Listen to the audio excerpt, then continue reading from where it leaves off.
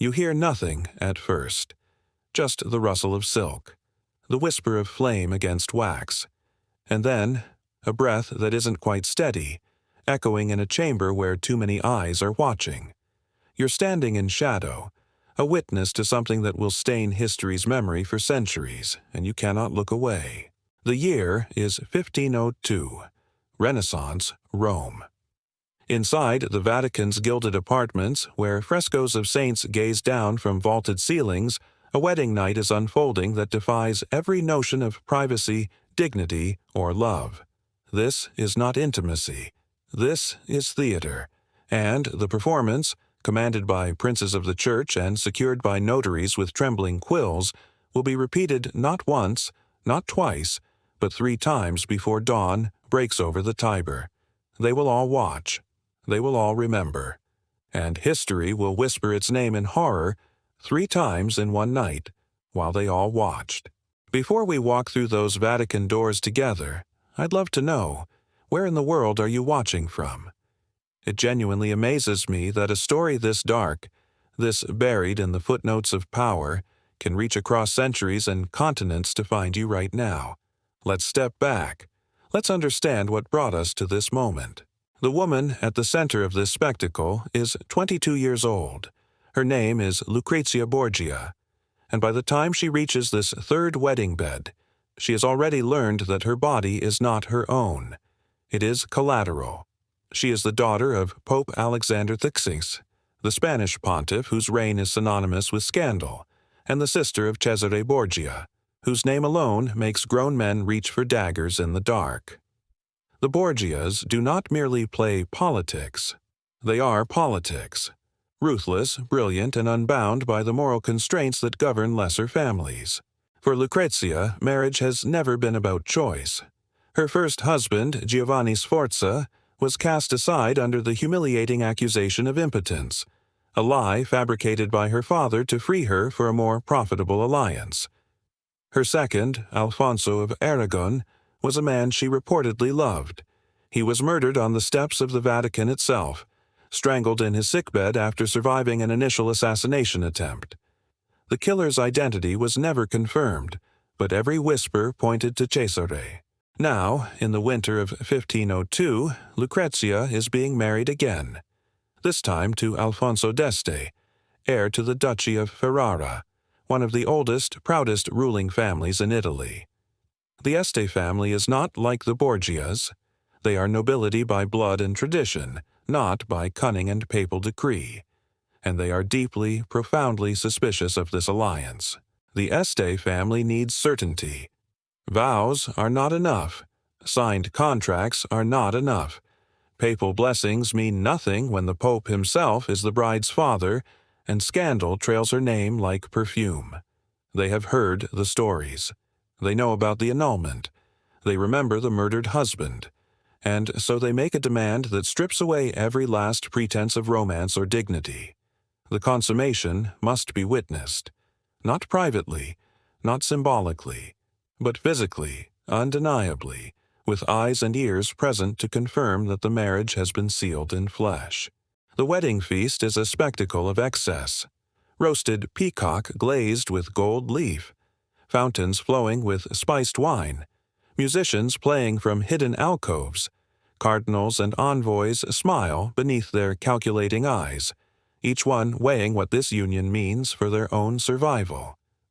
At the high table, Lucrezia sits beside her new husband, draped in crimson silk embroidered with pearls. She does not smile often. She has learned not to. Alfonso d'Este is a proud man, educated in the arts of war and governance, raised to rule with the dignity his lineage demands. But tonight he too is a pawn. His family has made it clear this marriage will not be another Borgia trick. There will be no annulment, no whispers of impotence, no escape clause hidden in canon law. The union will be proven. When the feast ends, when the poets have exhausted their verses and the dancers have twirled their last steps, the couple is not led to a private chamber. They are led to a room where the door does not fully close, where curtains are drawn just enough to reveal, but not enough to grant mercy, and where a select group of men, papal clerics, Este envoys, notaries with parchment and ink, stand in solemn witness. Imagine the weight of that silence, the flicker of candlelight against stone walls, the rustle of expensive fabric being removed under the gaze of strangers, the air thick with rosewater and something far more oppressive, the suffocating presence of scrutiny. These men are not there out of perversion, though history will judge them for it. They are there because in Renaissance Italy, marriage is a contract, and contracts require proof. Fertility must be confirmed. Potency must be demonstrated. The bride's body must become evidence, notarized by witness and recorded for posterity. Every movement is a clause, every breath a signature. And so it begins. The first act is intended to erase doubt. Alfonso must prove himself capable. Lucrezia must be seen as willing and fertile. The witnesses stand at the edges of the room, their faces half averted but their eyes sharp, cataloging every detail. One envoy shifts his weight uncomfortably. A cleric clutches his rosary, murmuring prayers that barely mask the violation of what he is watching. A notary dips his quill in ink, prepared to testify in writing to what transpired. But here is where the story darkens beyond comprehension. The first act is not enough. Doubt, they say, could still linger. Whispers might still spread, and so they demand a second performance. And then, God help them, a third. 3 times that night. 3 separate acts of intimacy, staged and scrutinized, with witnesses who refuse to leave until the alliance is sealed beyond all possible challenge. Each time, Lucrezia's humanity is stripped further. Each time, Alfonso's pride is shackled to duty. Each time, the candles burn lower and the shadows grow longer, and the room feels less like a bridal chamber and more like a courtroom where flesh is the only admissible evidence. What does it do to a woman to be used this way? What does it do to a man to perform his marriage under the cold gaze of judgment? The psychological violence of that night is almost unimaginable. Lucrezia, who has already endured annulment and widowhood by murder, is now reduced to a living guarantee. A body transformed into proof, a woman turned into a ledger. And yet, in the grotesque machinery of Renaissance politics, this degradation is also a kind of protection. Because now, there can be no annulment, no rumors of impotence, no legal loophole to dissolve the bond. The marriage is sealed not just in law, but in the testimony of men who will carry this story back to Ferrara, to Venice, to Florence. Everyone will know, and knowing, they cannot undo it.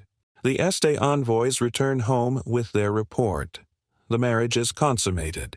The alliance is secure. Lucrezia Borgia is now Lucrezia d'Este, Duchess of Ferrara. But the cost of that title is a story that will follow her for the rest of her life and beyond. In the days that follow, whispers spread like wildfire. Nobles in Venice retell the tale over wine, adding embellishments with each retelling. Clerics in Rome murmur about the theater of flesh, staged under the Pope's own roof. Courtiers in Milan shake their heads, half in horror, half in dark fascination. What was meant to be proof becomes gossip. What was meant to secure the alliance becomes legend. And Lucrezia. She arrives in Ferrara carrying the weight of that night like a brand. The Este family, having gotten what they demanded, now treats her with cold civility. The court watches her with barely concealed contempt. She is the Borgia bride, the woman whose wedding night was a spectacle, the daughter of scandal and sin. But here is where history reveals its most unexpected turn. Lucrezia does not crumble. She does not retreat into shame or silence. Instead, she does something remarkable. She transforms the theater of her humiliation into the foundation of her power. She begins by refusing to deny the whispers. She allows them to swirl, knowing that resistance would only feed them. Instead, she crafts a new narrative around herself, not through words, but through action. She attends Mass daily, kneeling in prayer longer than most of her peers. She walks among Ferrara's citizens, distributing alms with genuine warmth. She establishes salons where poets and philosophers gather under her patronage, filling the court with the music of lutes and the debates of scholars. Slowly, the people of Ferrara begin to see something the nobles cannot: a woman of grace, intelligence, and unexpected compassion. Mothers notice that she smiles at their children. Priests murmur that her piety seems sincere. Gradually, she is no longer the Borgia bride. She becomes la buona duchessa, the good duchess. The paradox is almost unbearable. The same knight that was meant to strip her of dignity also armed her with legitimacy. The grotesque ceremony that reduced her to flesh also made her untouchable by rumor. No one could annul what so many had witnessed. No one could question what had been recorded by notaries and sworn to by clerics. In being humiliated, she was also made invincible. For the next 17 years, Lucrezia rules Ferrara with a quiet, steady authority. She bears children who secure the Este lineage. She navigates the treacherous politics of Renaissance Italy with the skill her father and brother taught her, but tempered with a compassion they never possessed. When Alfonso is away at war, she governs the duchy in his absence, making decisions that earn the respect of counselors who once sneered at her name. The woman who was turned into evidence on her wedding night becomes one of the most effective rulers of her generation. The duchess who was forced to perform her intimacy before strangers transforms Ferrara into a center of art and learning. And the Borgia daughter who arrived in shame leaves a legacy that her detractors never anticipated. She is remembered not for the scandal of her family, but for the dignity of her reign. When Lucrezia dies in 1519, at the age of 39, weakened by childbirth and illness, the city of Ferrara mourns. Poets compose elegies. Citizens line the streets. And in the quiet of the Este archives, records remain of her governance: letters of clemency, orders for public works, patronage of artists whose names still echo through history. But the story of that night never fully fades. It lingers in the margins of chronicles, whispered by historians, debated by scholars. Some defend it as a necessary proof in a world where alliances could shatter on rumor. Others condemn it as barbarism dressed in the robes of tradition. The truth, perhaps, is that it was both, and that makes it all the more haunting. Because here is what Renaissance Italy understood, in its cold and ruthless way: power is not always seized with swords or poison. Sometimes it is forged in the most intimate moments, where vulnerability becomes evidence and humiliation becomes armor. Lucrezia Borgia's wedding night was a violation, yes, but it was also the moment she learned the most brutal lesson of survival: that even when the world reduces you to your lowest, most exposed state, you can still rise from that stage and claim the throne they thought you'd never reach. In the end, the men who stood witness that night are forgotten.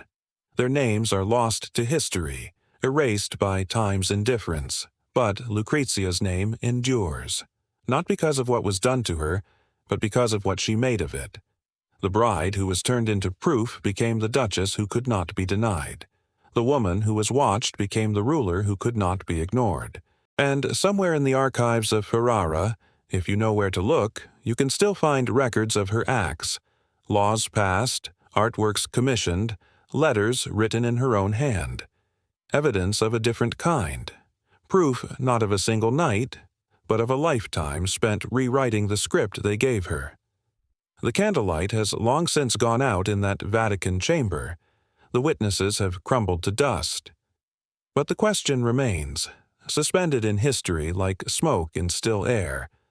When they stripped her of everything, privacy, dignity, choice, did they realize they were also setting her free?